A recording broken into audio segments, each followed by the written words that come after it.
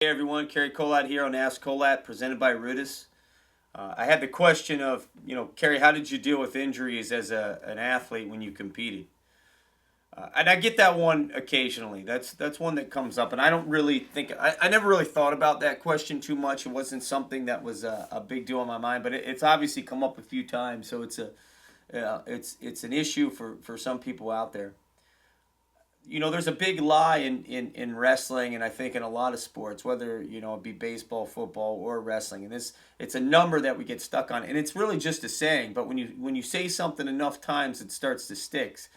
It's the power of influence, right? It's just over and over. It's coming at you.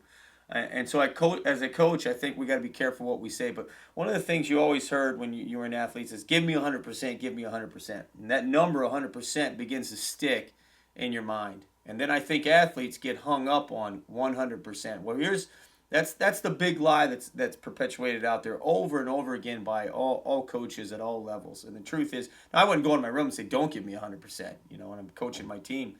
But I stay away from that. I don't say that. What I do tell them is, strive to get to 100%, but the truth is, you're probably never ever going to be 100%.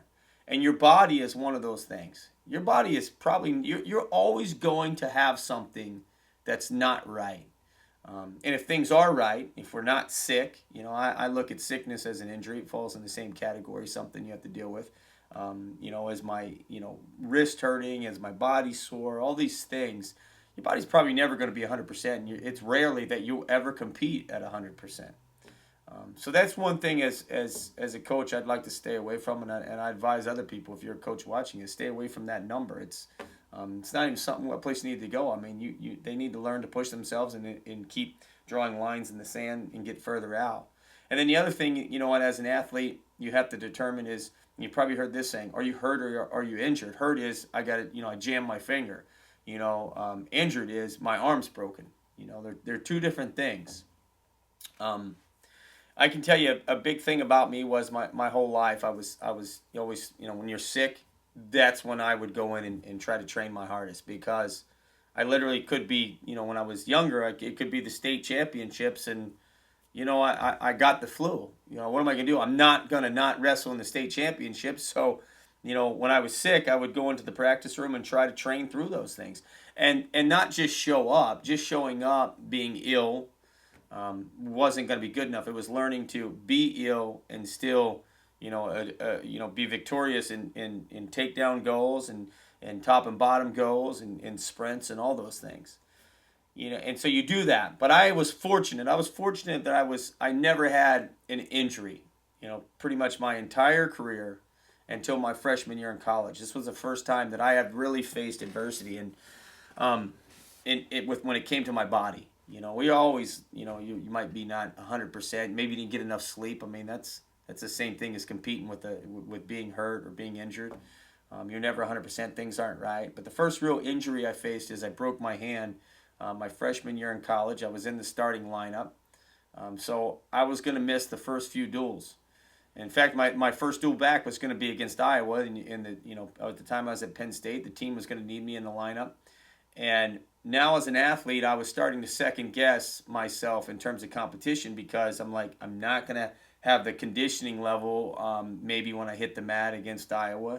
And it was Iowa, it was the Dan Gabe Wares, and everybody's a pusher, and they're coming at you, and they're going to try to gash you and wear you out. So as an athlete, I had to learn to control that anxiety. But I had a really good coach at the time. Mochiro Oishi was the assistant coach at Penn State.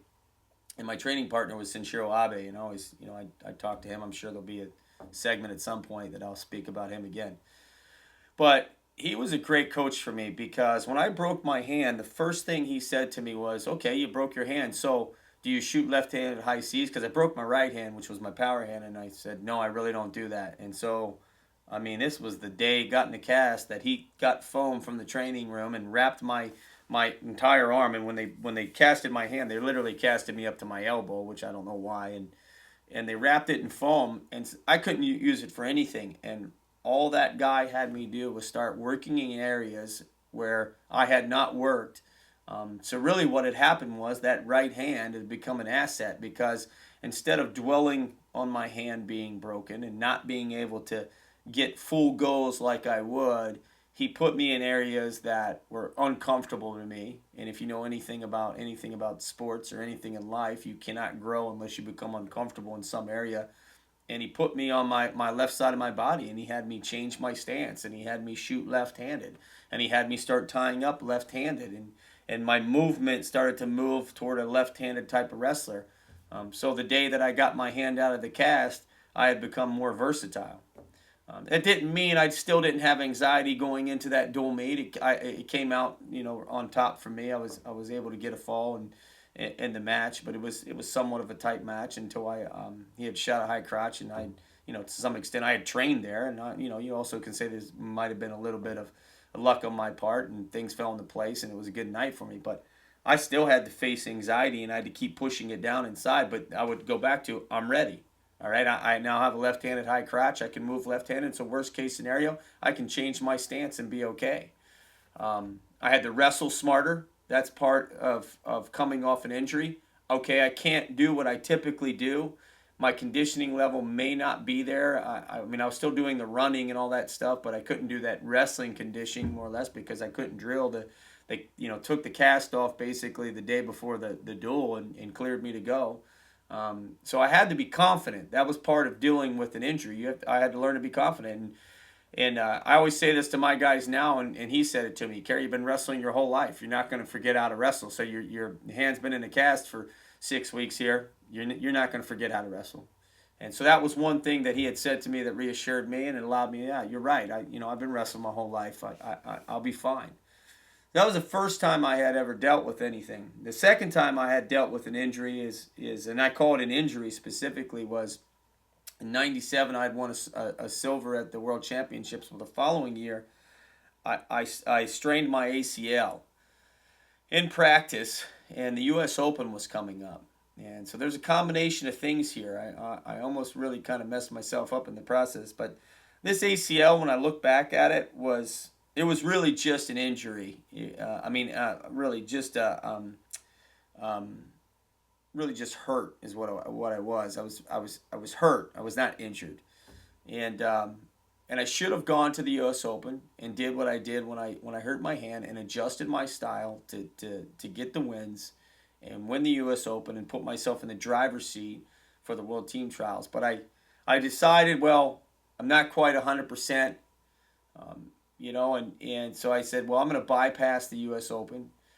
Because I was a previous World Team member, I could petition into the World Team Trials in '98, and I would just do it there, is what I would do. Well, U.S. Open came, and then it was a month until the World Team Trials, and in the process of training about 12 days out from the World Team Trials, I tore cartilage in my rib.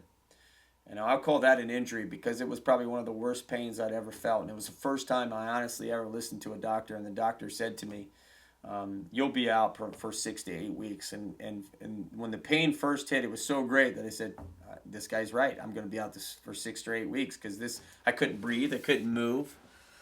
And I use that story because what I should have done is I made a mistake. I thought because I hurt my rib and I was a previous World Team member, I called our national team coach, Bruce Burnett, and said, hey, I hurt my rib, so can I petition for a special wrestle-off? And he said, Cary, I'm sorry, but you can't. He said, had you won the U.S. Open and then got injured and couldn't compete in the World Team Trials, you could then petition for a special wrestle-off. So I didn't know the rules. I didn't know the rules at the time. I thought because I was a World Team member. And so I let that, when I was hurt with my ACL, which was completely manageable in my mind when I look back, because I wound up wrestling with a separated cartilage later. Now I was in real trouble because now I had a real injury that I had to overcome, and I had 12 days to overcome it. So when I got off the phone with him, my mind instantly switched, and it went to, okay, now I got to get through it. So how do I find a way to win with this? And I had 3 options when I looked at it. I could either not go to the World Team Trials, and I couldn't compete, not make the World Team. I could go to the World Team Trials, and it hurt so bad I couldn't make the World Team. Or, C, I could go to the World Team Trials with the cartilage torn and find some way to win. And for me, it was option C. The other 2 went out the window. And you start finding a way. And that's that's when you have a real injury, that's what you have to do, and you have to determine whether you're capable of competing with it or not competing with it. And if you're going to make the determination to go and compete with it, then be 100% committed to doing that. And you see right there, I said 100%. Honestly, it's something that we say, right? You have to be fully committed to being in the fire.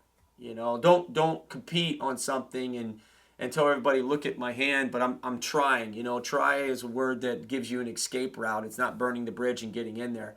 And so when you have real adversity and a real injury, you have to be fully committed, because honestly, what I always say is people don't really care. I don't, the fans don't care if you're hurt and you go out there. In the end, all people remember is who was the guy that stood on top of the state championship, podium. Who was the guy that stood on the top of the national championship or the world team trials.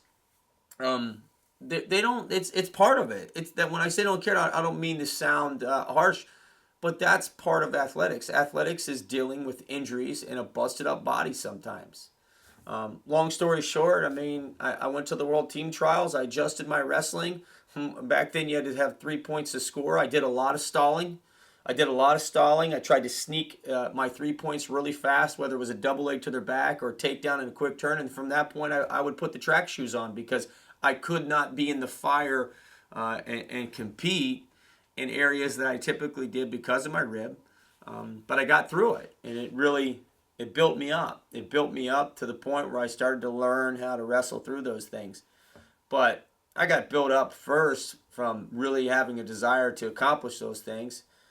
Having a mindset that said, I'm in it. I'm not going to make an excuse. I'm not going to say, poor me. And I'm going to get through it. And I knew my competitors didn't care. They didn't care if I was injured. It didn't matter to them. It didn't matter if I was dying. Nobody was going to throw me a lifeline from them. That was for sure. And so that was part of the steps to getting through it. But Oishi was a big part of that. Early years of training when I was a little sick was something I was always teaching myself. And then when I really faced adversity with a real injury, my ribs, and something very important to me was on the line, the world team trials, that's when you find out, can you do it or not do it? So if you are injured, what I tell you is this, is your approach has to be the glass is half empty, as they say, or the glass is half full. And in wrestling, it immediately, how do I win with this? That's what you got to say. How do I win with this? In '99, I separated my shoulder in the World Championships first round. Came back, won the match, was losing. And when I walked off, my first thing was, how do I win the world title with this separated shoulder? And I had gotten myself all the way to the finals of the tournament, and then there was a protest, and I was yanked back out. And, that's the story of my career. But when I look back, I got there. I had gotten, close, where most people would have probably said my shoulder separated, let me get out of here. I had to deal with it. I changed my wrestling during that tournament. I couldn't use my right arm as much as I wanted. The swelling continued to grow.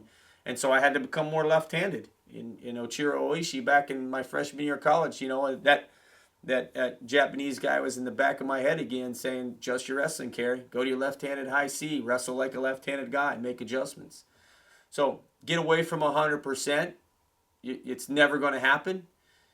Injuries is part of being an athlete. Don't ever expect you're going to not get injured, or jam fingers and stuff. That's nothing. That's nothing. Those are things you have to brush off, especially in the sport of wrestling. You brush that stuff off, you got to get past that right away. And when you do get hurt, it's an area, it allows you to be uncomfortable and grow in other areas. Like I said, right-handed, shoot left-handed. My left knee's bad, lead with your right. Make sure your wrestling adjusts, where I keep weight off the left knee and I adjust to that area of wrestling and expand somehow. That's how your mind has to be. Hopefully I've given you some advice that'll help you, and I appreciate the questions. Keep them coming, and I look forward to talking to you again.